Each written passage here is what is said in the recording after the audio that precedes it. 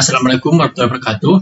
Kami dari kelompok 2, kelas manajemen pemasaran B, yang beranggotakan saya sendiri Teguh Safawi NIM 11, Ayu Chandra Wulan NIM 56, dan juga Sofiatun Naja NIM 105. Pada hari ini, kelompok kami akan menjelaskan mengenai riset pemasaran, yang dimana dimulai dari definisi dan desain, metode riset pemasaran, menyusun rencana pemasaran, metode pengambilan sampling, dan juga alat analisis. Langsung saja yang pertama yakni definisi. Menurut Iskandar tahun 2011, riset pemasaran merupakan suatu proses pengumpulan, pengolahan, dan juga analisis dari fakta-fakta atau data yang terkait dengan persoalan transaksi barang atau jasa dari produsen hingga ke konsumen. Sedangkan menurut Absawati tahun 2010 menyebutkan bahwa riset pemasaran merupakan alat manajemen yang sangat membantu untuk mendukung suatu pengambilan keputusan dalam bidang manajemen pemasaran. Jadi dapat disimpulkan bahwa riset pemasaran ini merupakan suatu identifikasi yang sistematis dan juga objektif yang disusun melalui proses pengumpulan, pengolahan, dan juga penganalisisan terkait kegiatan transaksi barang atau jasa dari produsen hingga ke konsumen guna menunjang pengambilan keputusan suatu perusahaan. 3 peran yang dimainkan dalam riset pemasaran ini yakni fungsi deskriptif, fungsi diagnostik, dan juga fungsi prediktif. Fungsi deskriptif merupakan penyajian dan juga pengumpulan tentang fakta, lalu fungsi diagnostik merupakan penjelasan terkait dengan data. Fungsi prediktif merupakan spesifikasi dari kedua fungsi tersebut untuk memperkirakan hasil keputusan pemasaran yang telah direncanakan. Selanjutnya yakni desain riset pemasaran, yaitu kerangka dari suatu kerja atau rencana guna melaksanakan suatu penelitian yang akan digunakan sebagai dasar pedoman dalam mengumpulkan dan menganalisis data. Jenis-jenis riset pemasaran yakni riset eksploratory. Desain riset ini lebih menekankan kepada pengumpulan ide dan masukan. Riset deskriptif. Desain riset ini lebih menekankan pada sejauh mana dua variabel berhubungan satu sama lain. Dan yang terakhir yakni riset sebab akibat atau kausal. Desain riset ini lebih menekankan pada penentuan hubungan sebab dan akibat. Baik, kita lanjut ke materi yang kedua. Materi yang kedua ini membahas tentang metode riset pemasaran. Metode riset pemasaran ini ada 3. Yang pertama yaitu dengan kuesioner. Kuesioner ini dibagikan dengan cara membagikan beberapa pertanyaan kepada pelanggan potensial. Di sini pengisi kuesioner harus dijelaskan bagaimana cara pengisian kuesioner agar hasil yang didapatkan sesuai dengan apa yang diharapkan.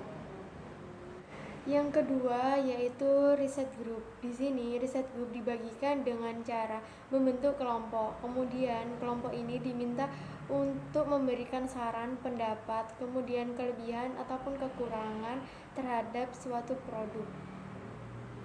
Yang ketiga yaitu survei. Survei ini diberikan dengan cara membagikan pertanyaan sederhana kepada masyarakat. Masyarakat ini tidak ditentukan siapa yang menjadi targetnya.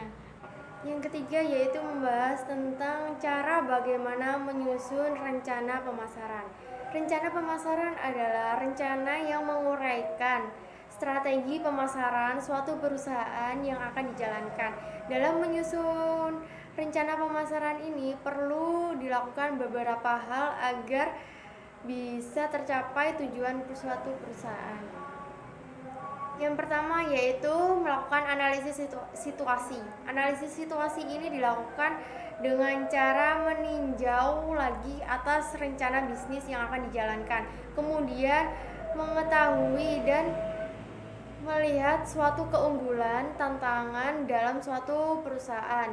Kemudian melakukan riset pasar yang akan dimasuki, kemudian menganalisis situasi yang ada pada pasar tersebut. Yang kedua yaitu melakukan analisis SWOT. Analisis SWOT ini dilakukan dengan cara membagikan pertanyaan. Pertanyaan ini dapat berupa kuesioner, riset group, maupun survei. Yang ketiga yaitu mengumpulkan informasi. Di sini mengumpulkan informasi ada 5 tahapan. Yang pertama yaitu menentukan target kerja, kemudian menentukan target pasar, kemudian menentukan cara bagaimana penyampaian informasi yang prospektif kepada pelanggan, kemudian menentukan strategi yang selaras dengan tujuan perusahaan, kemudian menentukan pilihan beberapa sosial media yang digunakan dalam pemasaran. Yang keempat yaitu kita menyusun rencana strategi pemasaran. Yang pertama yaitu kita membuat laporan.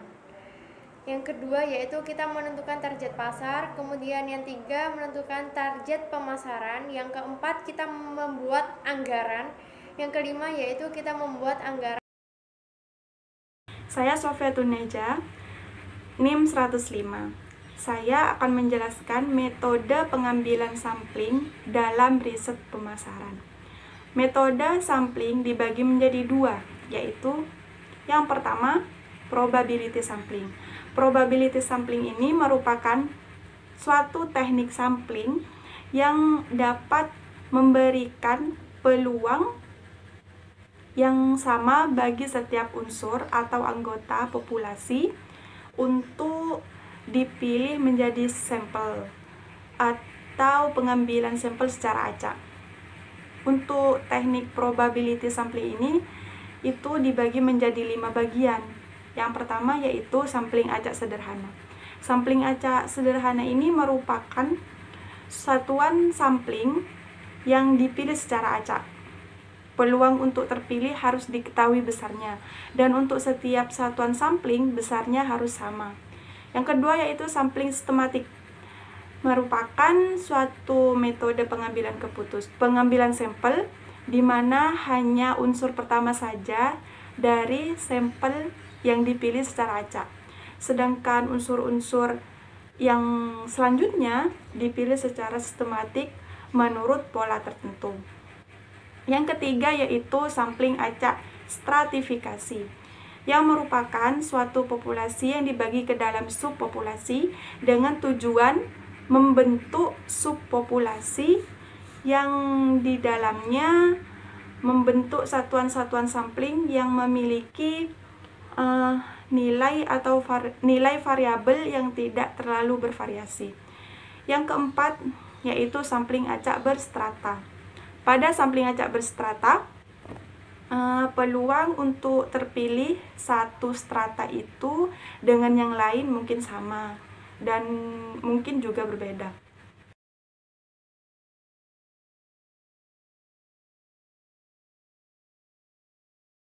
Yang kelima yaitu sampling cluster.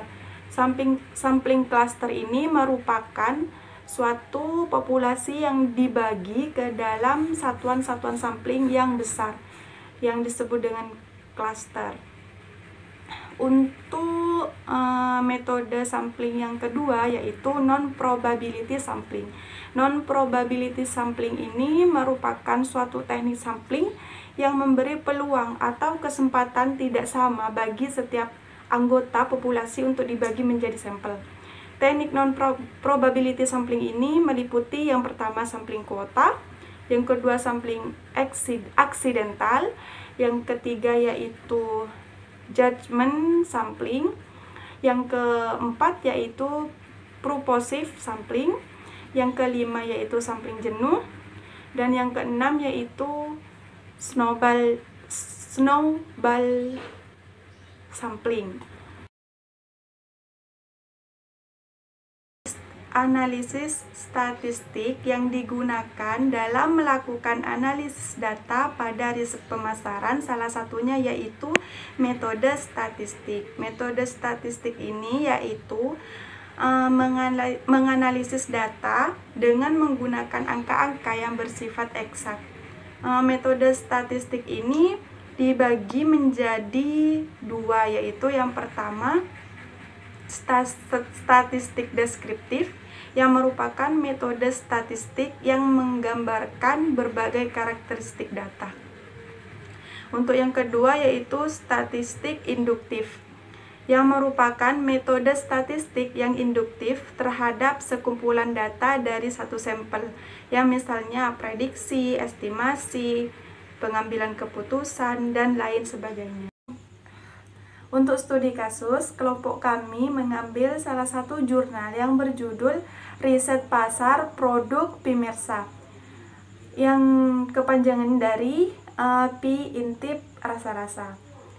Riset pasar produk pemirsa ini, tujuannya dari penelitian ini yaitu untuk memperoleh hasil berupa analisis dan interpretasi data riset pasar mengenai potensi dan minat pasar terhadap produk pemirsa, serta dapat memperoleh strategi untuk meningkatkan daya saing produk. Yang pertama, analisis tren ini diperoleh hasil bahwa perempuan lebih menyukai belanja oleh-oleh dibanding pria.